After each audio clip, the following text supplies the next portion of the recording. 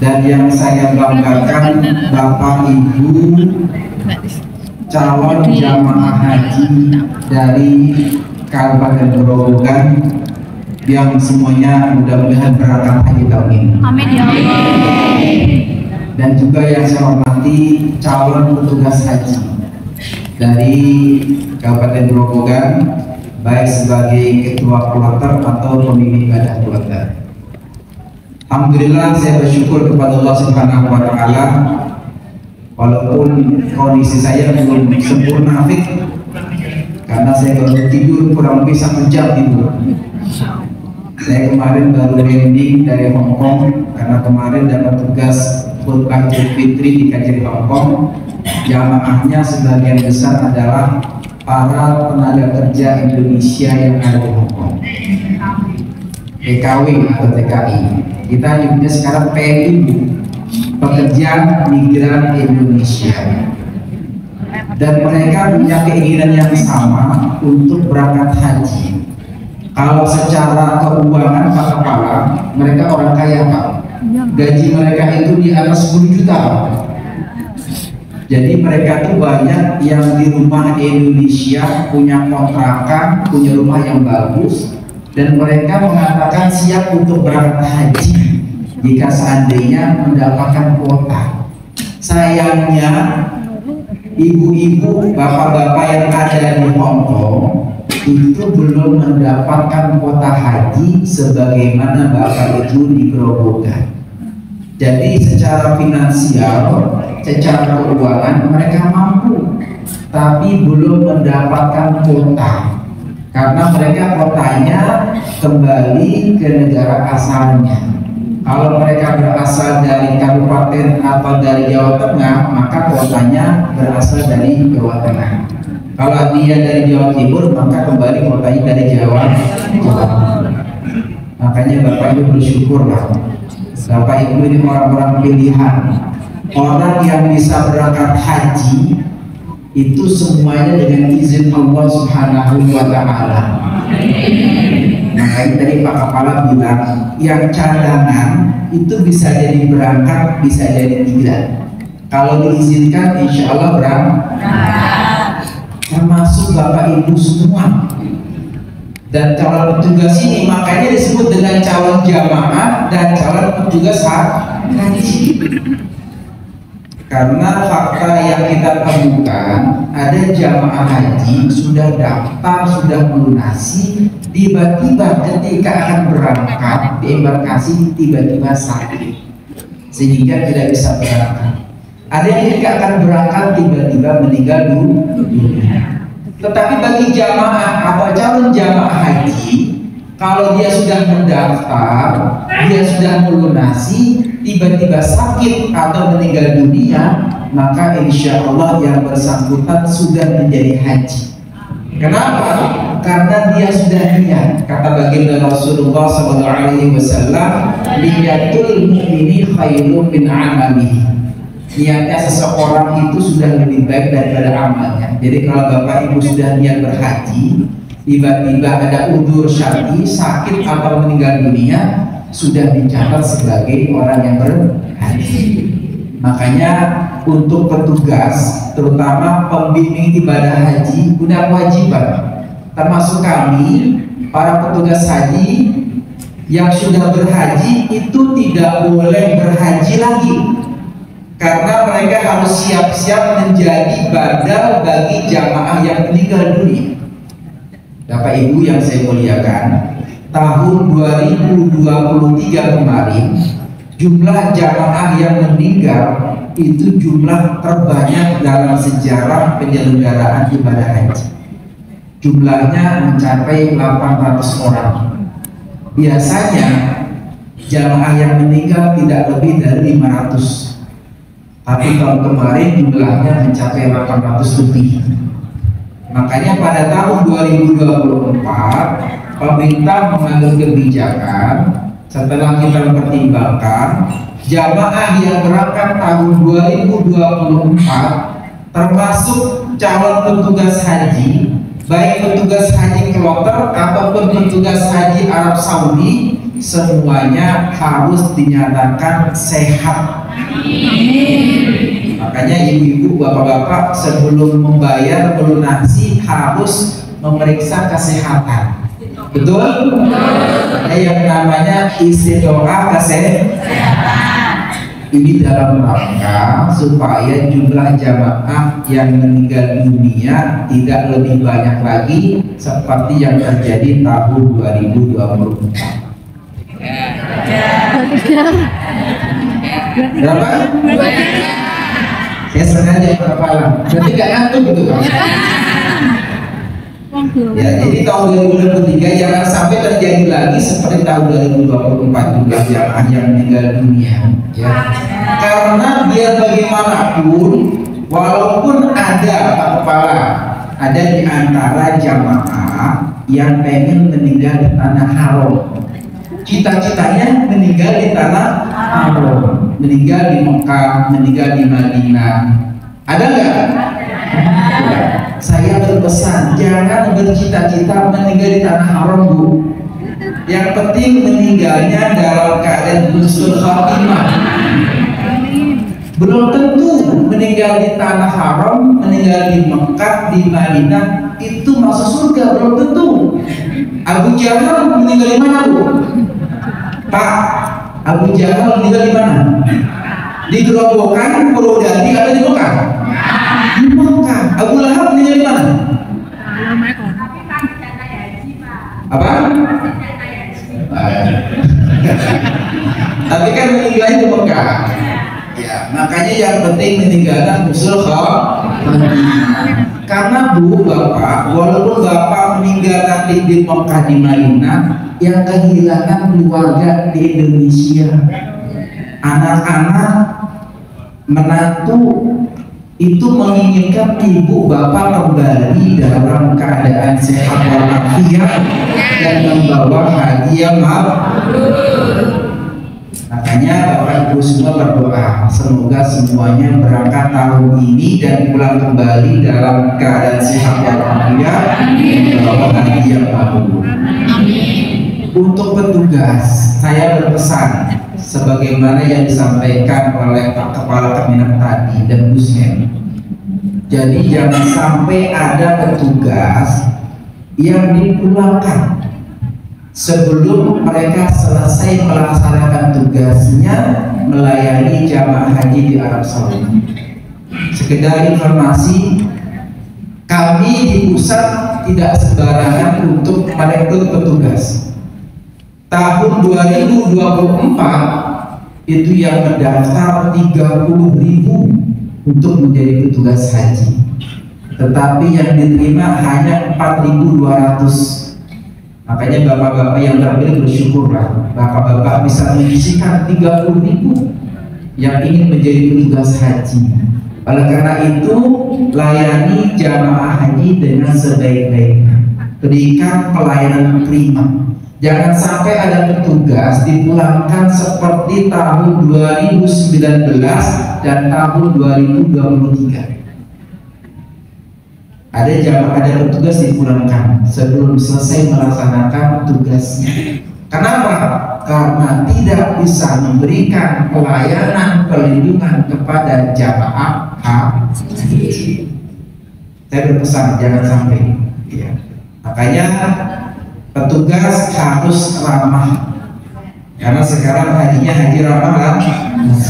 Tebarkan senyum kepada jamaah haji kita. Kalau jamaah haji kita sehat, maka insya Allah mereka bisa melaksanakan haji dengan sempurna. Kalau bisa melaksanakan haji dengan sempurna, insya Allah haji mabrur.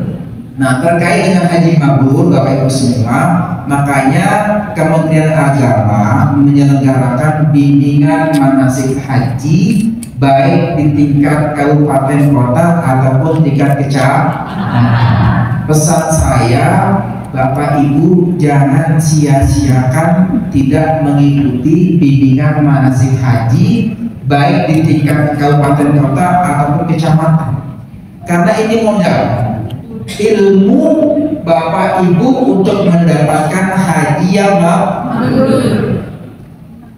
Seorang ulama Ibnu Rustan dalam kitabnya Al-Muzab Nadam Jubat mengatakan fakullu man bi ghairi ilmin ya'malu a'maluhu mardudatun la tuqbal. Setiap orang yang beribadah, yang beramal tidak punya ilmunya, maka ibadahnya ilmunya tertolak. Bapak Ibu ingin berangkat haji, ingin melaksanakan haji dan umroh, tapi nggak tahu mana yang rukun haji, mana yang wajib haji, mana yang sunnah haji. Kira-kira hajinya bisa mabrur nggak?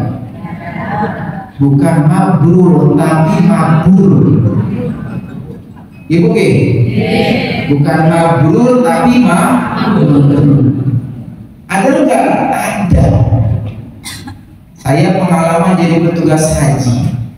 Tahun 2019 kebetulan saya ditugaskan untuk mengawasi ibadah jamaah haji di area Ka'batul Mukarramah, tempat jamaah haji tawaf. Suatu ketika ada jamaah haji yang linglung. Tahu linglung Pak? Bingung. Ya.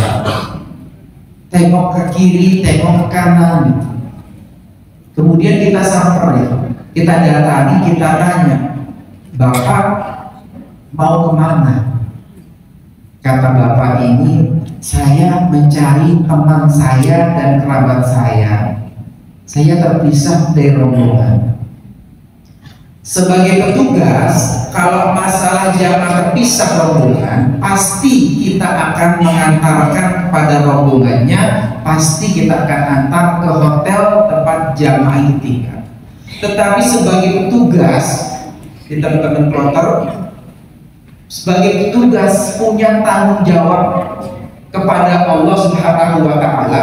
Tanggung jawabnya adalah kita harus memastikan bahwa jamaah haji itu sudah melaksanakan tawaf dengan benar. Sehingga pertanyaan berikutnya adalah, apakah Bapak sudah melaksanakan tawaf? Apa jawabannya? Jawabannya malah bertanya lagi, Pak, tawaf itu yang mana tawaf itu? Kita tanya Bapak sudah tawaf atau belum, dia malah bertanya, tawaf yang mana Pak? Berarti tidak paham tentang tawaf. Terus kita tanya, Bapak sudah tahu berapa kali? Wah, saya nggak hitung Pak, mungkin sudah 4 kali Pak, mungkin sudah 3 kali. Berarti nggak ngerti berapa bilangan tawaf. Kalau tawaf saya tidak mengerti apa maksud tawaf, bilangan tawaf tidak mengerti, bagaimana hajinya akan diterima? Itu contoh yang kecil. Dan itu banyak jamaah haji tidak tahu tentang bilangan tawaf. Termasuk dari mana tawaf itu dimulai. Agar Bapak Ibu mengerti tentang apa itu tawaf, berapa bilangan tawaf, dari mana dimulainya, apa yang dibaca ketika tawaf, makanya pentingnya mengikuti bimbingan manasik haji. Belum lagi apa yang lain terkait dengan wajib haji, dengan rukun haji. Makanya pesan saya, jangan disia-siakan kesempatan untuk bimbingan manasik haji, baik di tingkat kabupaten kota ataupun tingkat kecamatan. Kalau Bapak Ibu mengikuti, paham, insya Allah hajinya baik. Kalau belum paham, ada petugas, ada pembimbing ibadah, termasuk juga ada pembimbing ibadah dari KBHU, betul? Ada ustaz, ada kiai dari kelompok bimbingan ibadah haji dan umroh. Jangan malu bertanya. Kalau tidak paham, tidak jelas, tanya. Jangan seperti kejadian kemarin tahun 2024, Pak Kepala Kemenak ada laporan ke kami. Ada sekelompok jamaah yang belum melaksanakan sa'i setelah tawaf.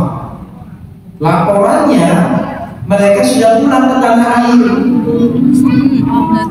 Coba Bu, sudah pulang ke tanah air dan laporan katanya belum sa'i. Masya Allah. Siapa yang membayar ke sana? Kalau masih di Mekah masih kita bisa aja untuk melaksanakan sa'i. Kalau sudah pulang ke gerobokan, siapa mau bayar? Repot. Nah ini tolong yang seperti ini jangan sampai terjadi lagi. Insya Allah jamaah gerombolan jamaah yang terbaik.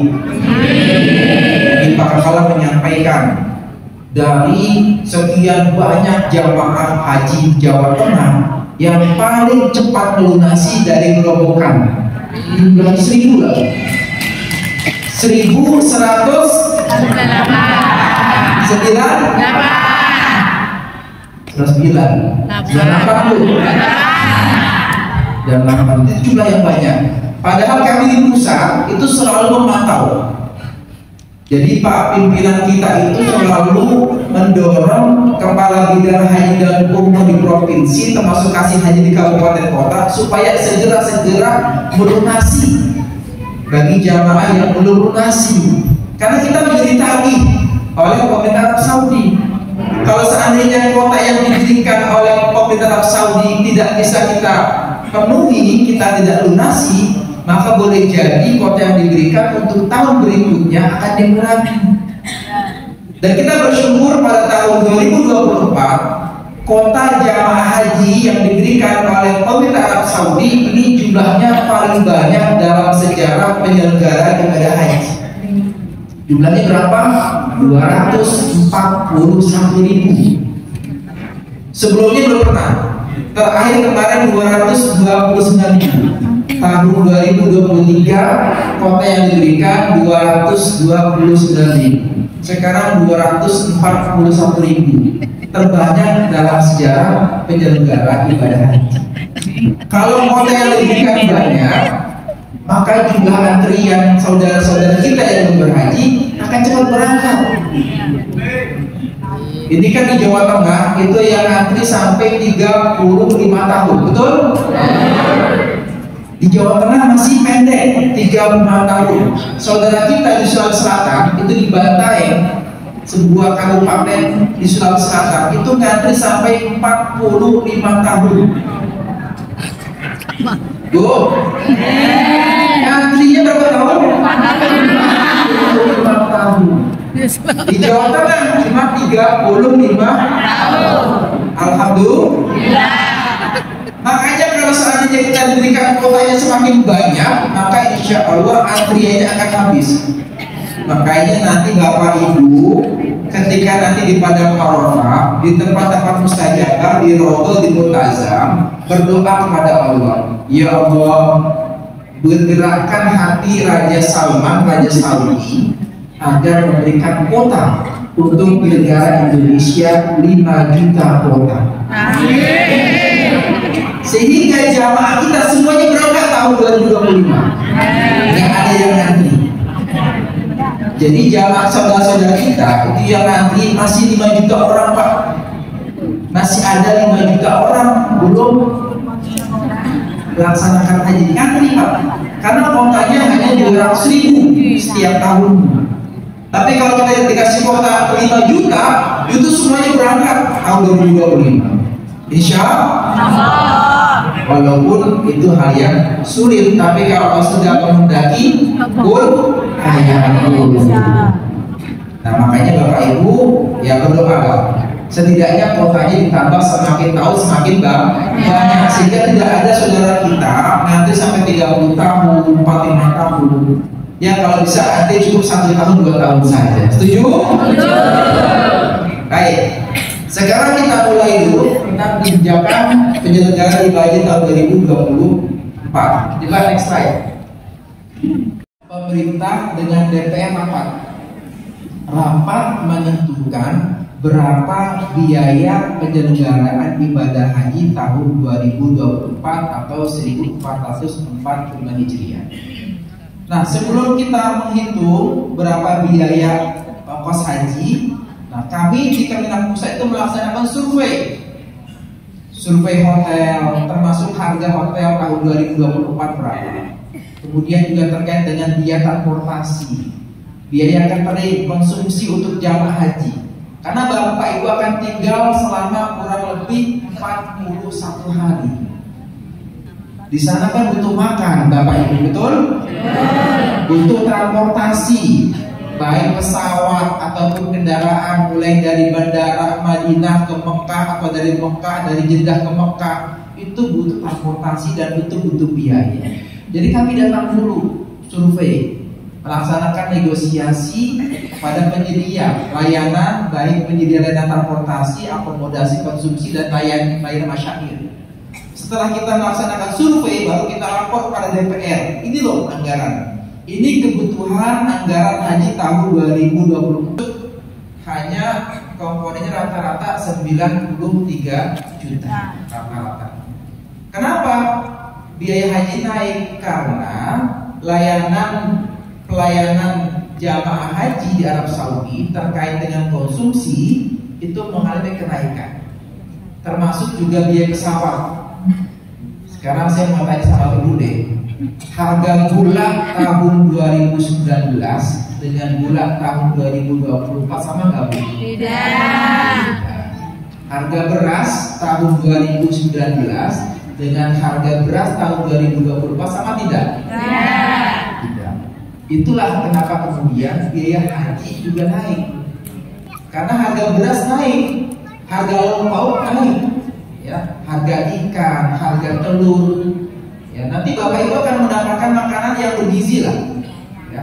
Cuman saya pesan, karena selera setiap orang berbeda-beda. Betul Bu ya? Betul Pak ya? Kami pemerintah sudah mengundang pakar-pakar ahli gizi di dalam menyajikan makanan untuk jamaah haji kita. Jadi dipastikan makanan yang diberikan kepada jamaah haji itu cukup gizinya. Adapun selera, kita berupaya meminta kepada penyedia catering konsumsi di Arab Saudi, kita minta supaya rasanya rasa selera Nusantara. Selera Nusantara. Jadi netral. Enggak seleranya orang Jogja, enggak seleranya orang Madura, seleranya Nusantara. Ini yang menjadi permasalahan. Makanya betul pada tadi Pak Kepala menyampaikan, Bapak Ibu itu sebagai jamaah harus lapang dada ketika ada selera yang kurang sesuai dengan lidahnya. Tahun 2023 kami ini Pak, jadi sebelum penyedia konsumsi itu memberikan makanannya, saya kebetulan tahun 2023 menjadi kepala daerah kerja Mekah, jadi gubernur Mekah. Insya Allah tahun ini juga sama amanah menjadi kepala daerah Mekah. Jadi kami itu sebelum penyedia makanan memberikan makanan berjamaah, kita melaksanakan tes. Jadi ada 50 atau 60 pengusaha makanan catering, itu semuanya kita cicipi, kita lihat dari warnanya, rasanya. Kalau ada warna yang kurang baik, kurang sesuai, itu kita komplain. Tolong ini warnanya kurang menarik, nggak diperbaiki. Atau rasanya keasinan, atau terlalu pedas, kita komplain langsung di situ. Untuk memastikan bahwa makanan yang diberikan kepada jamaah haji itu sesuai dengan selera Nusantara. Itu ikhtiar usaha kami sebagai panitia. Tapi yang namanya lisan lidah manusia itu beda-beda. Tahun 2023 ada komplain dari jamaah. Komplainnya katanya masakan yang diberikan kepada jamaah terlalu asin kan? Terlalu asin. Ya sudah, kami sebagai panitia menyampaikan kepada penyedia catering. Kami sampaikan, Pak, tolong untuk hari esok, karena jamaahnya komplain terlalu asin, tolong garamnya dikurangi, jangan terlalu banyak. Oke, hari esok dikirimlah makanan. Kurang asin. Ya, dikirim makanan. Komplain lagi. Oh ternyata enak yang kemarin katanya. Asin yang sekarang. Ya Allah. Kita sampaikan kepada penyedia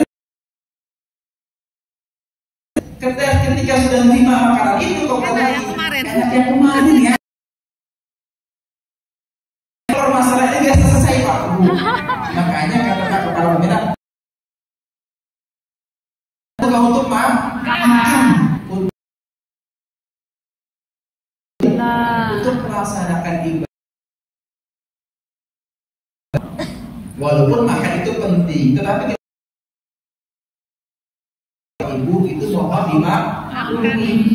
Bagaimana ngurus menyamakan? Mungkin nggak Bu?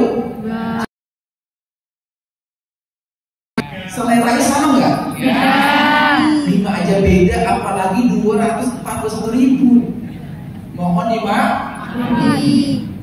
Termasuk petugas melayani, tapi ini untuk petugas dari Jawa Tengah beruntung lah, jamaah yang dilayani cuma sedikit Pak, 360. Coba kloter ujung pandang 450 Pak. Satu kloternya 450. Jadi kedua kloter melayani 450. Pembimbing ibadah melayani 450. Ibu-ibu punya anak 5, ngurus anak 5 aja kerepotan, betul Bu? Ini ngurus satu orang, ngurus 450 orang. Apalagi ada yang usianya lansia. Secara logika tidak mungkin. Makanya perlu kerja sama dan kerja bersama-sama. Jadi kalau nanti seandainya, tapi saya yakin, saya mohon tetap komitmen pelayanan, pelindungan, pembinaan dari petugas itu wajib. Tapi andai kata nanti ibu-ibu, bapak-bapak, petugas kita terlalu letih, kondisinya mohon dimaklumi. Terutama kadang-kadang begini, jamaah itu punya keinginan untuk melaksanakan umrah sunnah didampingi pembimbing ibadah. Sementara pembimbing ibadah keluarga cuma satu. Jamaah yang satu minta didampingi untuk umrah sunnah jam 9 pagi. Yang satunya datang lagi minta didampingi umrah sunnah jam 2 siang. Nanti datang lagi pembimbing jamaah datang minta didampingi umrah sunnah jam 4 sore. Sementara pembimbing ibadah keluarga cuma satu. Kakinya cuma 2. Mungkin enggak? Gempor itu. Besok-besok udah sakit itu. Ya. Makanya mohon pengaruh, iya, lihat-lihat juga ya. Jangan kemudian biar petugas, lihat juga. Petugas juga manusia. Ya. Tetapi kalau seandainya petugas memang dengan sengaja tidak melaksanakan tugasnya, tadi Pak Kepala menyampaikan laporkan pada Pak Kepala. Ya, kami juga punya tim yang menilai kinerja. Kalau ada petugas tidak melaksanakan tugasnya, maka bisa jadi nanti kita akan pulangkan. Ya, semoga tidak terjadi. Nah, yang penting bagi petugas kloter terkait dengan nanti ketika puncak haji, petugas tidak boleh telat menyampaikan laporan, baik kepada kepala Kemenak ataupun kepada kami di dalam Mekah dan sektor, terutama ketika puncak haji. Berikan data yang valid terkait dengan jumlah jamaah lansia yang akan disafari wukufkan. Sekedar gambaran untuk Bapak Ibu semua, termasuk petugas.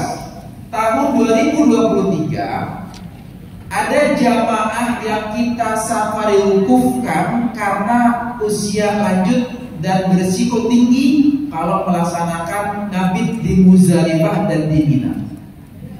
Selesai mereka wukuf, langsung kita berangkatkan ke hotel transit. Jumlahnya kemarin ada sekitar hampir 150 orang. Itu bersyukur. Kalau seandainya jamaah yang lansia, yang resiko tinggi kemarin mabit di Mina, maka jumlah yang meninggal bisa mencapai 1.000 orang. Kemarin kan ada permasalahan di Muzdalifah, Bapak Ibu, karena ada keterlambatan pengangkutan jamaah dari Muzdalifah ke Mina, sehingga jamaah kepanasan sampai menjelang zuhur. Ya, memang manajemen yang sekarang beda dengan tahun sebelumnya. Kalau tahun sebelumnya layanan jamaah itu di tangan oleh sebuah maktab. Sekarang tahun kemarin tahun 2023 itu di tangan oleh masyarakat yang belum berpengalaman. Tapi insya Allah tahun ini sudah kita mitigasi agar tidak terjadi kembali sebagaimana tahun 2023. Nah, untuk petugas tolong dicatat sekali jumlah jamaah yang lansia, ya, yang lansia yang butuh, yang kita akan safari wukufkan, melalui kendaraan. Memang definisi safar wukuf itu adalah jamaah yang tidak bisa melaksanakan aktivitas apapun. Biasanya sudah menggunakan alat pernapasan bantu, nggak bisa bergerak. Tapi kemarin ada yang tidak menggunakan alat bantu, tetapi karena mereka sudah listi, sudah lansia, kita safar wukuf karena nggak ada pendampingnya. Ya, tapi alhamdulillah mereka bisa melaksanakan ibadah haji. Nah, penting bagi tugas kloter mendata yang valid jumlah data siap. Itu yang pertama. Yang kedua, berikan data terkait dengan berapa jumlah jamaah yang melaksanakan yang mengambil nafar awal atau nafar tani. Karena ini terkait dengan penyiapan akomodasi konsumsi. Jangan seperti kejadian tahun kemarin. Kita sudah minta data berapa jumlah yang melaksanakan nafar awal, nafar tani, itu data terlambat. Kalau data terlambat, maka nanti yang akan menjadi korban adalah jamaah. Karena ketika jamaah sudah di hotel, itu kan pintu kamar hotel belum dibuka. Kalau tidak ada informasi dari kami, petugas Dakar Mekah akan mengkomunikasikan kepada petugas hotel kapan jamaah akan masuk lagi ke hotel. Kalau mereka menggunakan nafar awal, kita akan sampaikan jamaah dari kloter katakan kalau dirombongan akan masuk pada tanggal 12 Zulhijjah setelah melaksanakan nafar awal. Nah, kalau sudah ada komunikasi ke pihak hotel, maka pihak hotel akan membuka pintu hotel, menyalakan lampu, menyediakan air dan sebagainya. Tapi kalau saya tidak ada komunikasi, kasihan jamaahnya. Tiba di hotelnya masih terkunci, lampu masih gelap semua, air belum siap semuanya. Kasihan. Itu penting, ya. Jadi nafar awal berapa orang, nafar tani berapa orang, karena terkait dengan penyediaan akomodasi di hotel dan terus konsumsinya.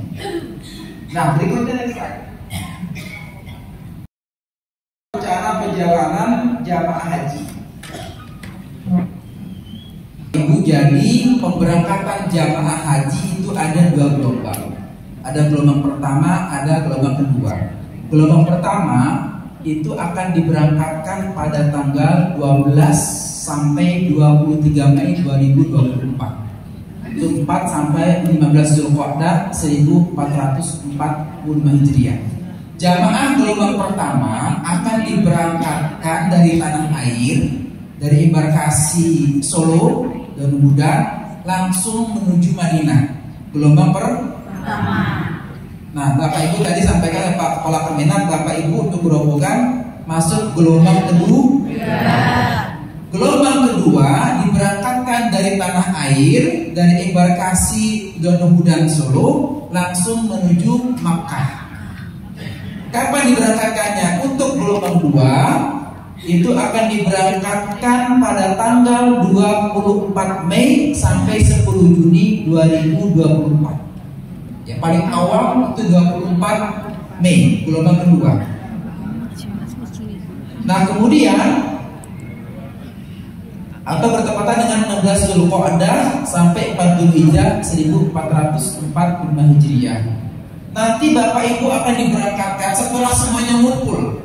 Baik gelombang pertama, gelombang kedua, setelah tiba di Mekah, mereka melaksanakan umrah wajib, umrah tamattu.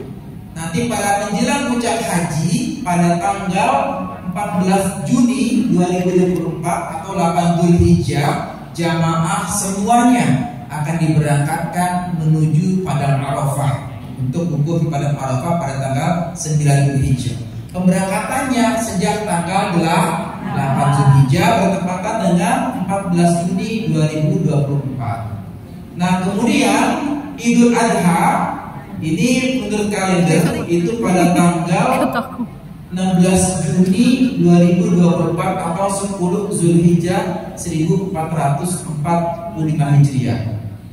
Nah, kemudian untuk gelombang pertama dulu masuk asrama itu 11 Juni. Untuk gelombang pertama masuk asrama 11 Mei 2024. Kemudian untuk gelombang kedua itu masuk asrama pada tanggal 21 Mei. Ya, pemberangkatan jamaah gelombang haji 21 Mei itu pemberangkatan jamaah gelombang pertama dari Madinah ke Mekah. Kemudian berikutnya untuk pemulangan gelombang pertama dari Jeddah ke Indonesia pada tanggal 22 Juni sampai 3 Juli 2024.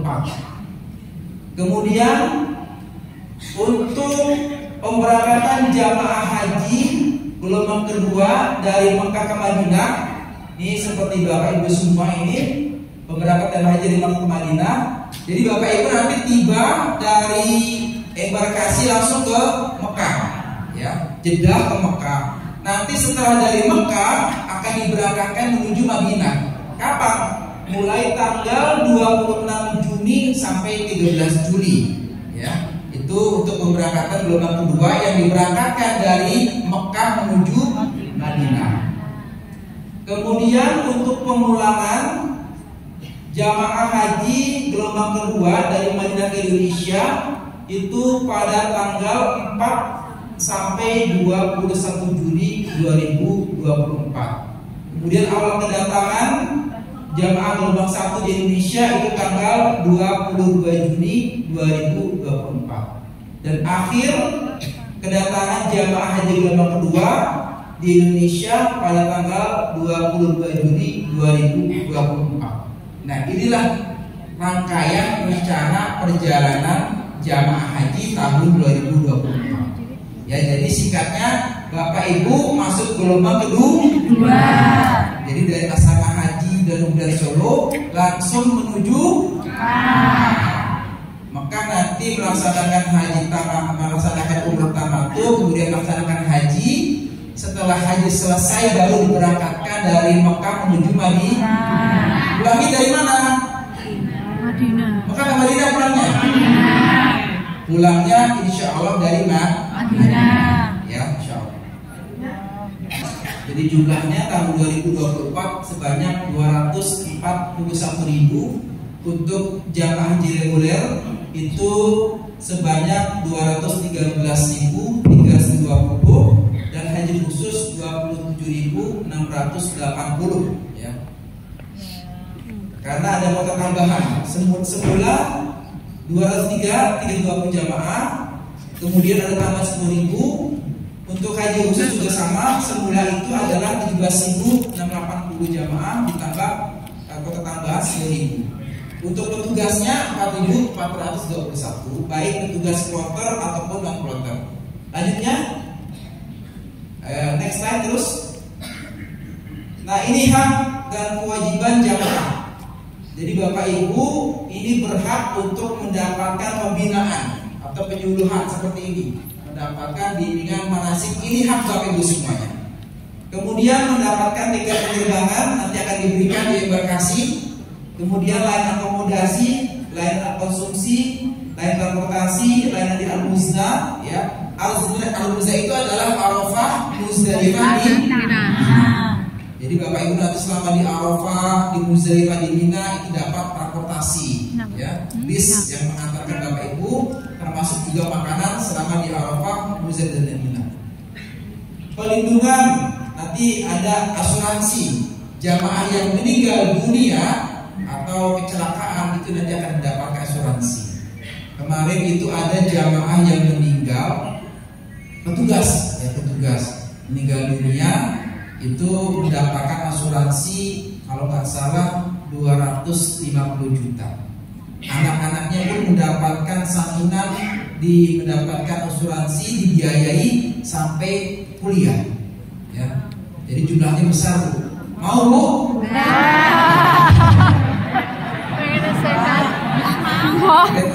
Gak mau. Baik, lanjut. Gak meninggal. Oke. Nah, Bapak Ibu, ini saya perlu jelaskan dulu. Jadi biaya penyelenggaraan ibadah haji itu sesungguhnya terdiri dari dua komponen. Ada biaya perjalanan ibadah haji, ada nilai manfaat. Kita lihat di sini berdasarkan rapat kerja Kementerian Agama dengan Komisi 8 DPR RI disepakati untuk biaya penyelenggaraan ibadah haji tahun 2024 disepakati rata-rata, ya, rata-rata 93.410.286. tapi yang dibayarkan oleh jamaah tidak sebesar ini. Ya, yang dibayarkan oleh jamaah itu hanya BP, biaya perjalanan ibadah haji. Berapa? Rata-ratanya itu 56.046.172 rupiah. Ya. Jadi dari total 93 juta rata-ratanya itu jamaah hanya membayar rata-rata hanya 56 juta.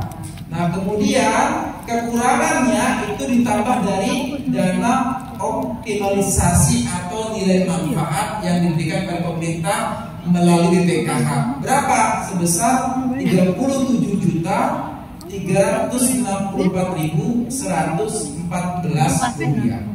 Ini untuk jamaah. Jadi Bapak Ibu jamaah reguler itu mendapatkan nilai manfaat. Rata-ratanya berapa? 37.364.114. Untuk pembimbing ibadah, untuk petugas haji daerah ataupun dari pembimbing ibadah KBHU, mereka tidak mendapatkan nilai manfaat. Makanya kalau ada petugas dari KBHU atau dari petugas haji daerah, mereka membayarnya sebesar 93 jutaan rata-ratanya, tergantung dari embarkasinya. Ya, karena masing-masing embarkasi itu beda. Nanti saya akan contohkan ke belakang. Coba next slide. Nah, ini Bu, biaya haji kalau mau tahu. Kan ada yang bilang katanya, oh haji di Indonesia mahal ya. Coba kita lihat di sini. Ini di Brunei Darussalam itu untuk biaya hajinya mulai 176 juta. Di Brunei Darussalam, negara tetangga kita. Di Qatar itu 165,3 juta. Di Uni Emirat Arab itu 163,1 juta. Di Tunisia 149 juta. Di Amerika 141,4 juta. Terus sampai di Inggris 99 juta. Indonesia berapa? 90. Paling mahal yang murah? Murah. Paling murah. Alhamdulillah. Nah, contohnya Bu, saya mencontohkan biaya penyelenggara ibadah haji untuk embarkasi Solo dan Aceh. Kalau tadi 93 juta itu kan rata-rata, ya. Tapi embarkasi Solo itu BPIH-nya adalah 95.926.122. Ini berdasarkan keputusan Presiden nomor 6 tahun 2024. Nah, untuk Jakarta itu sama. Beda dikit saja. Jakarta itu untuk embarkasi Jakarta Pondok Gede BPIH-nya 95.462.448 rupiah. Jadi beda sedikit dengan Solo. Yang murah Aceh. Kalau Aceh nggak sampai 95, Aceh mungkin sekitar 93. Kenapa? Karena terkait dengan tiket pesawat. Aceh itu jarak tempuhnya dengan Saudi paling cuma 5 jam. Tapi Bapak Ibu kan kalau dari Solo ke Saudi kan bisa 10 jam, betul ya? 10 jam. Jadi ini terkait dengan tiket pesawat, gitu ya. Oke, lanjut. Lanjutnya. Oke, lanjut sudah. Lanjutnya. Nah, Bapak Ibu tolong terkait dengan barang bawaan. Jangan coba-coba membawa air zam-zam, ya. Karena jamaah haji kita itu kan nekat ya. Coba-coba gitu. Coba-coba kali ini bisa. Jangan coba-coba. Sudah banyak yang nggak lolos. Coba dilihat slide juga. Coba buka saja sebelumnya. Nah, jadi Bapak Ibu, kalau Bapak Ibu membawa air zam-zam itu nanti ada pemeriksaan. Jangan seperti kejadian tahun 2022 itu ada kloter dan Jawa Tengah juga itu terlambat keberangkatannya karena banyak jamaah yang membawa air zam-zam. Akhirnya kopernya dibuka semuanya oleh petugas dipastikan nggak boleh ada air. Kenapa? Berbahaya. Kalau seandainya jamaah masing-masing mengosong motor tiba-tiba pecah, bocor, kita ada di pesawat. Kalau bocor karena kabel, konsling, kebakaran, bahaya nggak? Bahaya. Makanya kemarin saya waktu kemarin di Hong Kong itu saya nggak bawa air. Ada penumpang bawa air itu harus dibuang oleh petugas biaya cukai di sana, dibuang. Jadi pastikan botol itu kosong. Karena bahaya. Penerbangan kita kan 10 jam lebih. Kalau bocor, ya konslet itu akan berakibat ke kebakaran, meledak di atas. Itu kenapa tidak boleh membawa air zam. Jamaah sudah mendapatkan jatah. Ya, semuanya akan mendapatkan jatah air zam. Kalau sudah, tidak usah khawatir. Jadi jangan coba-coba, ya. Karena akan menghambat keberangkatan. Jamannya berangkat jam 7 malam diundur sampai jam 4 pagi. Mau nggak? Ya. Dampaknya nanti kepada jamaah yang lain juga. Kloter berikutnya terlambat lagi semuanya, ya. Jadi jangan coba-coba air zam. Lanjutnya. Nah, ini ketentuan berat tas jamaah. Jadi berat tas kabin itu maksimal 7 kilo, untuk berat tas koper 35 kilo. Ya. Jadi kalau nanti keberatan itu akan dikeluarkan. Ya, akan dikeluarkan. Makanya kalau saatnya beli barang, ya nanti dikirim sebelum Bapak pulang melalui kargo di sana, ada di sana. Ya. Kalau saatnya kelebihan barang nanti akan dibongkar, Pak. Akan dibongkar, nggak boleh kelebihan. Lanjutnya. Nah, Bapak Ibu tolong petugas terutama tolong dampingi jamaah yang belum pernah naik pesawat. Ada Bapak Ibu yang belum pernah naik pesawat? Jadi kamar mandi atau toilet pesawat itu beda dengan kamar mandi atau toilet yang ada di rumah kita. Ini bukanya coba. Bukanya itu hanya digeser aja. Untuk buka kamar mandi di slotnya itu dibuka aja. Jadi jangan ditarik-tarik. Itu kejadian kemarin waktu saya ke Saudi, itu ada jamaah karena nggak tahu buka pintu kamar mandi itu ditarik-tarik sampai mau jebol gitu. Ya, mau jebol. Jadi jangan ditarik, cukup slotnya itu dibuka ini. Nah ini kan slotnya itu. Coba digeser aja, udah kebuka nanti. Digeser, didorong, ini udah kebuka semuanya. Terus lanjut. Nah, di sana juga nggak boleh menggunakan air berlebihan, ya.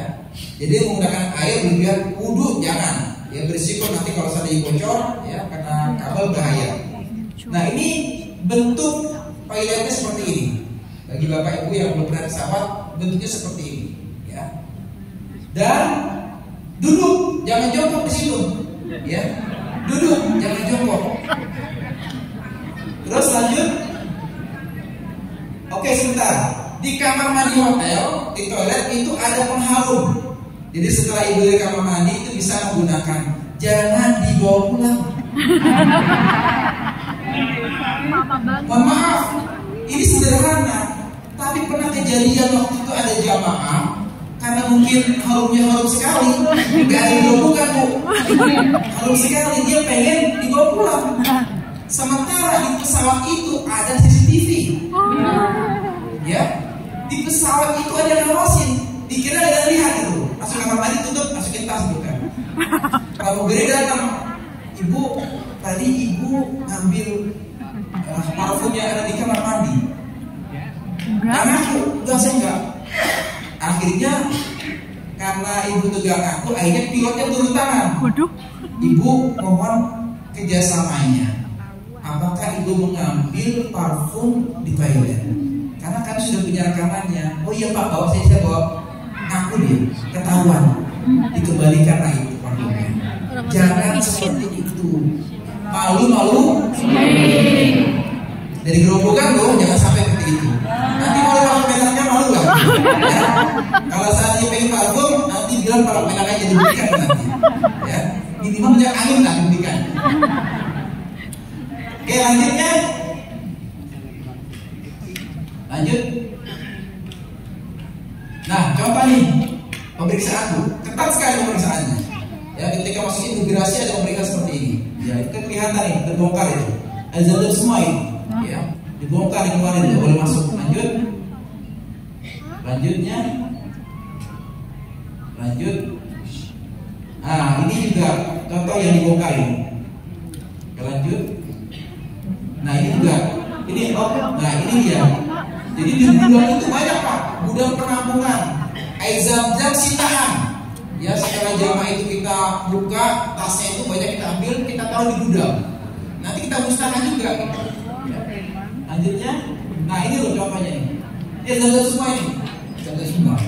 Kita musnahkan nanti. Lanjut. Nah, inilah contohnya ini. Zam-zam. Karena coba-coba, mudah-mudahan berhasil. Gak berhasil pokoknya. Berhasil. Nah, ini dia. Oke. Nah, untuk konsumsi Bapak Ibu gak usah khawatir lah. Makan terjamin. Makan 3 kali di Mekah 3 kali, di Mina 3 kali, termasuk nanti di Arafah dan di Mina juga makan 3 kali. Untuk menunya juga bervariasi lah. Selera bisa. Nah, insya Allah gak akan kekurangan. Lanjut. Lanjutnya. Terus. Sebentar. Sebelum sebenarnya, coba. Nah, coba. Yang perlu diketahui, ini penting. Waktu makan pagi itu jam 6 sampai jam 9. Jangan lewat makan itu.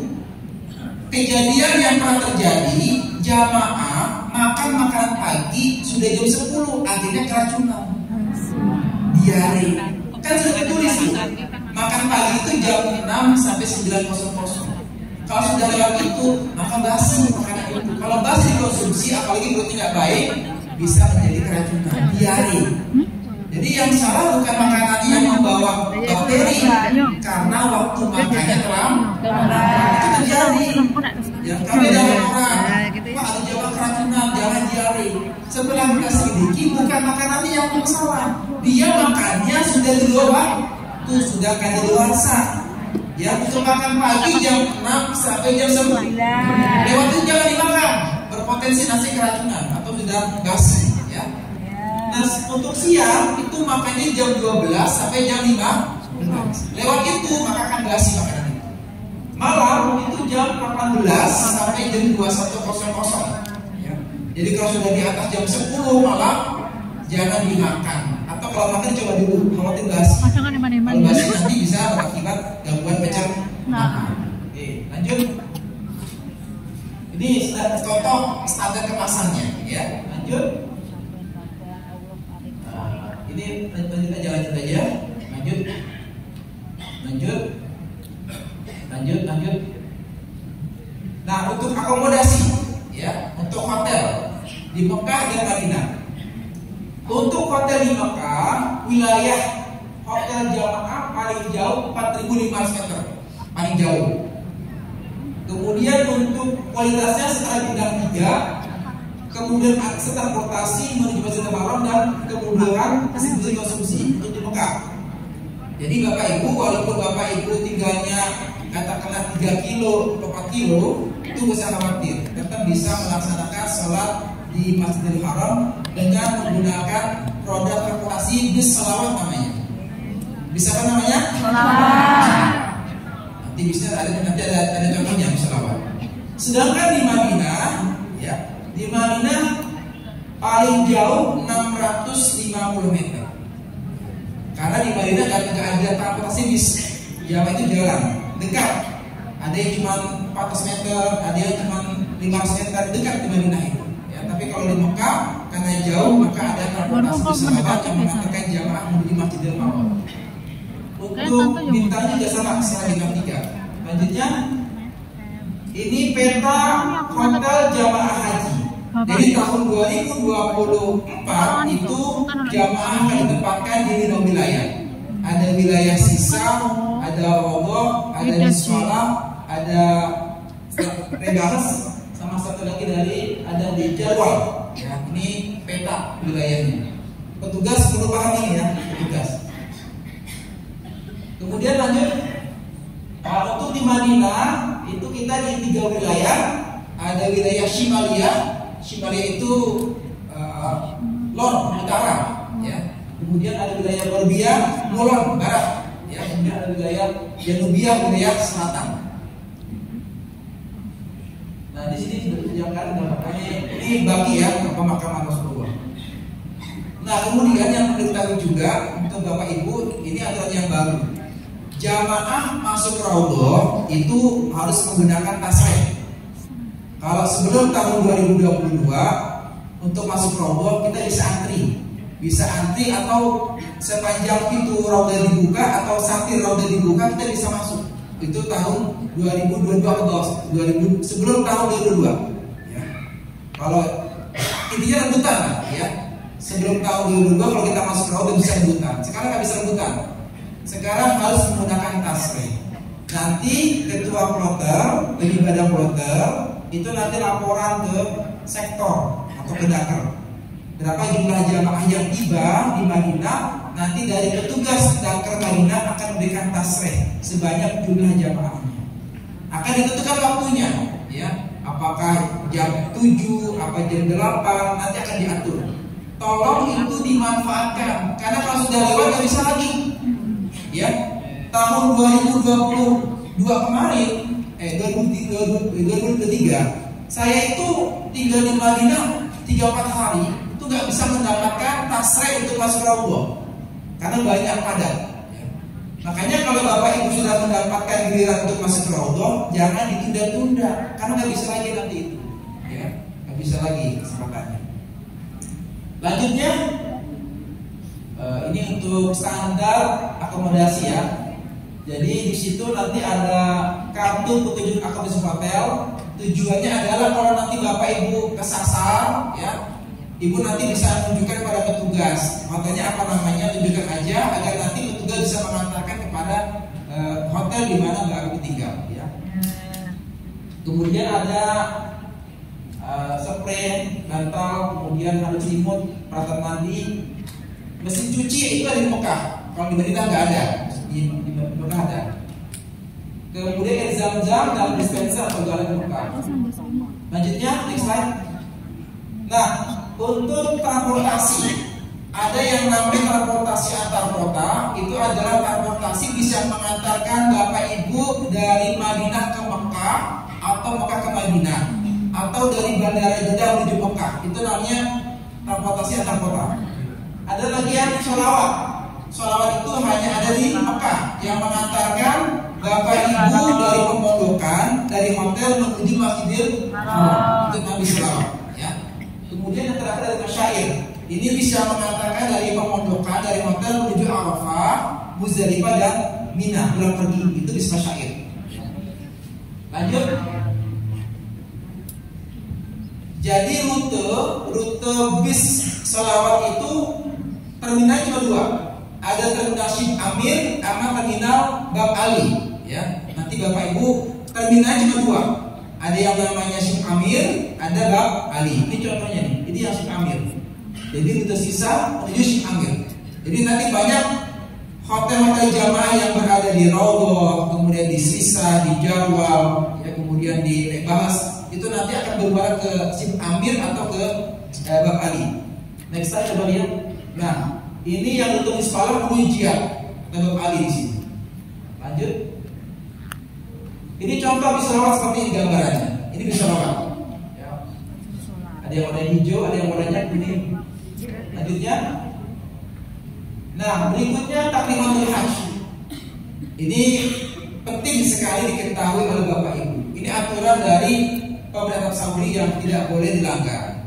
Di antaranya adalah jamaah wajib memakai gelang tanda pengenal.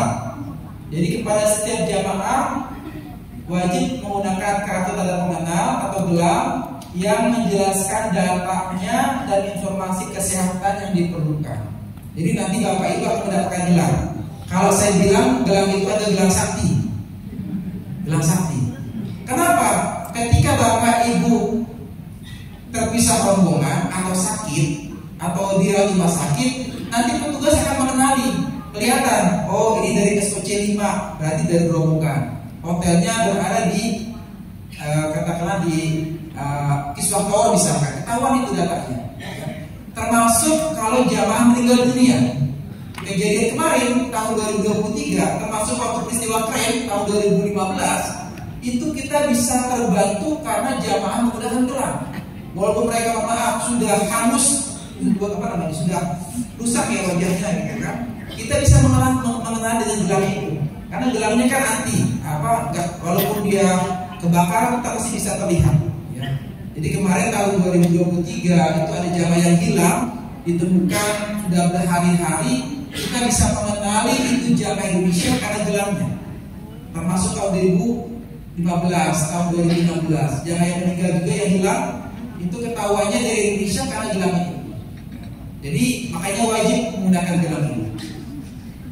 Kemudian menyembelih dam dan kurban di tempat yang telah disediakan dan memanfaatkan proyek kerajaan Saudi untuk pemanfaatan daging dam dan kurban yang diselenggarakan melalui bank pembangunan Islam. Jadi nggak boleh menyembelih hewan dam itu di sebuah tempat. Tahun 2023 pemerintah mengambil kebijakan untuk menertibkan pembayaran dam untuk petugas. Ya, tahun ini kita masih merumuskan apakah nanti jamaah wajib atau tidak. Ya, karena tahun berdasarkan pengalaman sebelumnya itu jamaah membayar dam, tetapi tidak jelas apakah pembayaran dam itu benar-benar dibayarkan atau tidak. Karena praktek-praktek nakal juga ada, jamaah bayar dam, tapi ternyata kambingnya dari disembelih. Ya, modusnya begini Pak, jamaah itu sudah bayar, karena satu kloter 360. Kemudian perwakilannya diundang hanya 20 orang untuk melihat menyaksikan penyembelihan dam. Setelah menyembelih kata-kata 15 atau 20, jamaah ditawarkan untuk pulang. Ya, dianggaplah sudah cukup, sudah terwakili, padahal yang lainnya belum disembelih. Makanya hati-hati. Makanya kami tahun 2023 semua petugas wajib membayar dam dengan harga yang standar. Tahun 2023 600 real. Itu menyangkut berkaitan dengan jenis kambingnya, kemudian juga termasuk dengan packingnya, termasuk juga dengan biaya penyembelihannya. Ya. Jadi ongkos 600 real itu sangat dipengaruhi oleh jenis kambing. Jadi jenis kambing itu bervariasi tuh, Bapak sekalian. Ada yang harganya cuma 400, tergantung jenis kambingnya.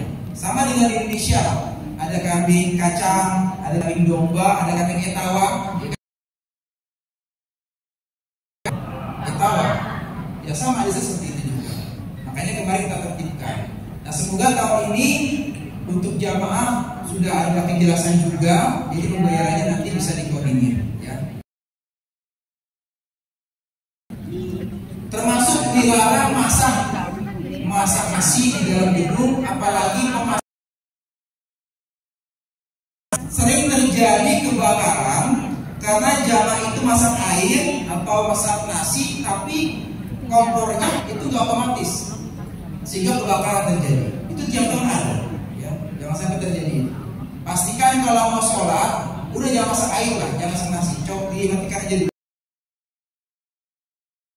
Nah, kemudian tidak menggunakan perangkat fotografi termasuk ponsel yang digunakan merekam untuk tujuan yang mempengaruhi keamanan dan integritas kedua masjid suci. Masyaallah, yang punya handphone atau kamera, jangan sembarangan foto. Di sana itu CCTV berkeliaran di sana banyak sekali, terutama di area Masjidil Haram itu ada gedung tempat kalau foto di situ itu berbahaya. Termasuk kalau menggunakan handicap itu nggak boleh di sana. Kalau foto saja handphone itu boleh, tapi jangan sampai merekam terlalu lama, berbahaya.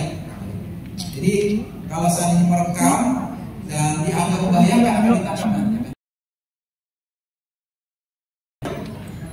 Yang terakhir terkait dengan haji lansia 3 dan seterusnya, banyak jamaah haji kita yang di atas 65 tahun. Jadi tren terutama tahun 2023 kemarin itu kan menentukan haji mereka yang haji tahun tahun 2020-2021. Tapi usia yang berangkat dibatasi. Berapa usianya? 65. Nama lansia itu tahun 2023 kemarin. Tahun 107 tahun, 103 tahun. Itu ada jemaah.